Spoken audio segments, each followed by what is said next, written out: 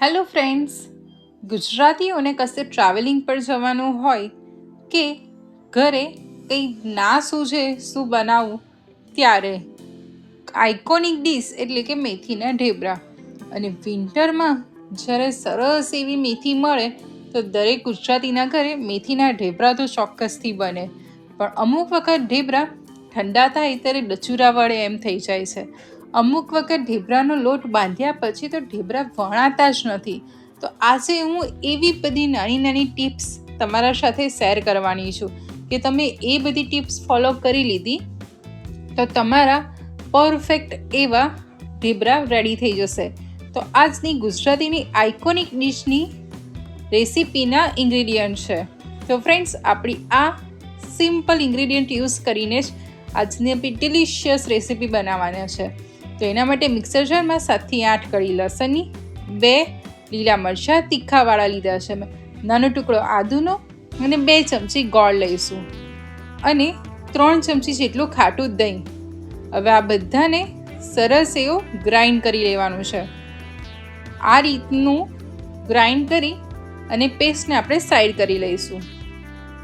હવે મેં મેથીના પાનાને કટ કરી અને વોશ કરી લીધા છે પ્રોપર.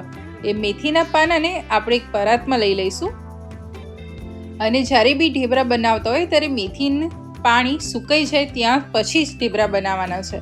હવે એમાં 2 ચમચી જેટલા તલ એડ કરવાના છે, 1 ચમચી લાલ મરચું, 5 ચમચી ધાણા જીરું, ઢેબરા પચવામાં હળવા રહે એટલે અડધી ચમચી જેટલો અજમો. આપણે ઢેબરા બનાવીએ ત્યારે બાજરાના લોટનું પ્રમાણ આપણે વધારે રાખવાનું છે એટલે અત્યારે આપણે 2 બાઉલ બાજરીનો લોટ એડ કરીશું.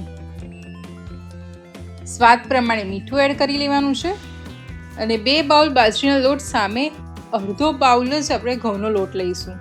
આપણે જે ગોળવાળી પેસ્ટ બનાવી છે એ એડ કરીને સરસ એવો સોફ્ટ ડો રેડી કરવાનો છે. એક વખત આ બધું સરસ મિક્સ કરી લઈએ. તમે ફ્રેન્ડ્સ મેથી કોરી હશે ને તો તમને લોટ કેટલો એડ કરવો એનો ખ્યાલ આવશે. જો મેથી ભીની હશે ને તો તમારો લોટ ઢીલો થતો જ હશે એટલે તમે ઢેબરા સરખા નહીં વણી શકો. હવે મોણનું 2 ચમચી જેટલું તેલ એડ કરી અગેન પાણી લઈ અને સરસ એવો સોફ્ટ ડો રેડી કરી લેવાનો છે. ફ્રેન્ડ્સ, મેં જે ગોળવાળી લસણની જે પેસ્ટ બનાવી એની જગ્યાએ તમે દહીંમાં ગોળ પલાળી રાખી અને ત્યારબાદ જ્યારે લોટ બાંધો આ રીતે ત્યારે પાણીની જગ્યાએ એ દહીંનો યુઝ કરીને બી તમે લોટ બાંધી શકો છો. પણ ત્યારે અમુક વખત એમ થતું હોય છે કે ગળપણ ઓછું પડે કારણ કે દરેક દહીંનો યુઝ ના બી થાય લોટ બાંધવામાં. હવે આ રીતનો સરસ સોફ્ટ ડો રેડી થઈ જાય એટલે 1 ચમચી જેટલું તેલ લઈ અને સરસ લોટને કેળવી લેવાનો છે. તમે જોઈ શકો છો ફ્રેન્ડ્સ કે મેં ભાજીનું પ્રમાણ વધારે રાખ્યું છે લોટના પ્રમાણમાં. આ ભાજી વધારે રાખવાથી તમારા ઢેબરા તમે સવારે બી ખાશો તો ડચુરા નહીં વળે, એ સરસ એવા સોફ્ટ જ રહેશે. હવે મીડિયમ સાઇઝનો આપણે ઢેબરાનો લુવો લઈ લેવાનો છે. આ રીતનો સરસ એવો લુવો લઈ લઈએ મીડિયમ સાઇઝનો એટલે ઘઉંના લોટનું અટામણ લઈશું. તમે એની જગ્યાએ બાજરાના લોટનું બી અટામણ લેવું હોય તો લઈ શકો છો. હવે આપણે મીડિયમ સાઇઝનો ઢેબરું વણવાનું છે.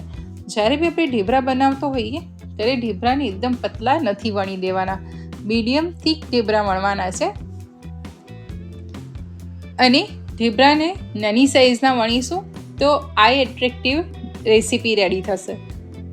એટલે આ રીતના ઢેબરા મીડિયમ થીક અને નાની સાઇઝના વણી લેવાના. આ રીતે તમને ખ્યાલ ના આવ્યો હોય તો બીજું બી ઢેબરું વણીને બતાવી દઉં કે મીડિયમ સાઇઝનું લુવું લેવાનું અને એને મીડિયમ થીક અને સાઇઝમાં નાના એવા ઢેબરા વણીને રેડી કરી લેવાના છે. હવે બધી સાઇઝ ઇક્વલ કરવી હોય તો તમે કોઈ બાઉલ યા ડીશનો શેપ લઈને બી બધા એક સરખા રાઉન્ડ ઢેબરા બનાવી શકો છો તો એક સાઇઝના ઢેબરા રેડી થઈ જશે. તમે જોઈ શકો છો કે આપણે કેટલો પરફેક્ટ ડો બાંધ્યો છે કે ઢેબરા વણવામાં બી પ્રોબ્લેમ નથી આવ્યો અને એને સરસ એવા સોફ્ટ બી બનશે. હવે આપણે ગરમ થયેલા તવા પર થોડું તેલ ગ્રીસ કરી અને આપણે વણેલું ઢેબરું એડ કરી લેવાનું છે. એક સાઈડથી સરસ શેકાઈ જાય એટલે એના ઉપર ઓઇલ સ્પ્રેડ કરીને આપણે એને બીજી સાઈડથી બી સરસ એવા શેકી લઈશું.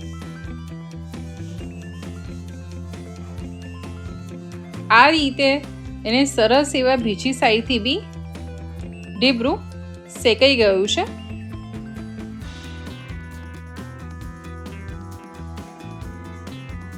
તો ફ્રેન્ડ્સ, આપણા ઢેબરાને સાઈડ કરી લઈશું અને એ જ રીતે આપણે બીજું ઢેબરું બી તવા પર લઈ લઈશું અને એક સાઈડ શેકાઈ જાય ત્યારબાદ એના પર ઓઇલ લગાવી દઈશું અને ઓઇલ લગાવીને એની બીજી સાઈડ બી સરસ એવી ક્રિસ્પી થાય એવી શેકી લઈશું.